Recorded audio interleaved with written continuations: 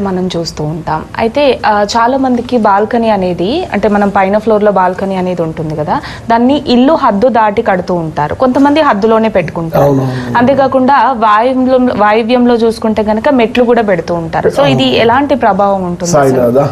అమ్మ, south road ఉన్నప్పుడు ఏంటంటే ఎట్టి పరిస్థితుల్లో ఎవరైనా కూడా కాంపౌండ్ దాన్ని ఏమంటారంటే ప్రాకారం ఏదైనా ఒకటే క్రమపద్ధతిలో ఉండాలన్నమాట, ప్యారలల్గా.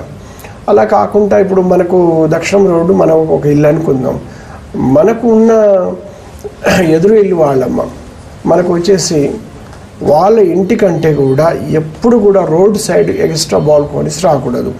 ఎందుకో తూర్పులో పర్ఫెక్ట్గా ఇల్లు తన హద్దులో ఇల్లు కట్టుకున్నారు. వాళ్ళ ఇంటికంటే మనం బాల్కనీ రోడ్లో కొంచెం పెంచుకున్నప్పుడు మనకు ఏమవుతుందంటే అలాంటి గృహాల మీద తూర్పు ఆగ్నేయ నరఘోష పడుతుంది. ఎందుకంటే బయట నుంచి ఇట్లా చూడంగానే ఆ బాల్కనీ బయటికి వస్తుంటుంది.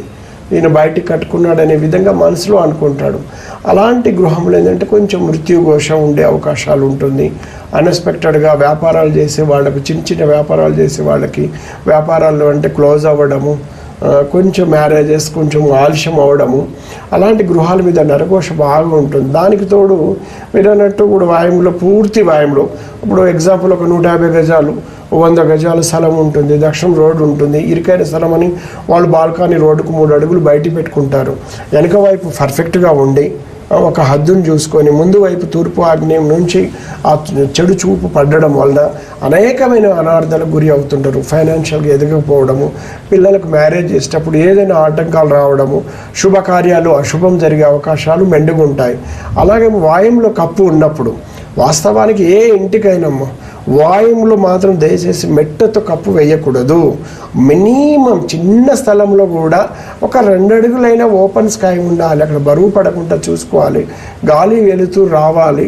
పైనుంచి వర్షపు నీరు కూడా మన 2 అడుగులు పడాలన్నమాట. పైనుంచి మనకు పంచభూతముల నుండి మనకు మంచి బ్లెస్సింగ్స్ రావాలి, శుభ ఆశిస్తులు రావాలన్నమాట, మంచి వైబ్రేషన్స్ రావాలి. భగవంతుడి నుంచి రావాల్సిన మంచి వైబ్రేషన్స్ రాకుండా మనం ఏం చేస్తామంటే కంప్లీట్ మెట్లతోని వాయు మొత్తం కప్పు పెట్టేస్తాము.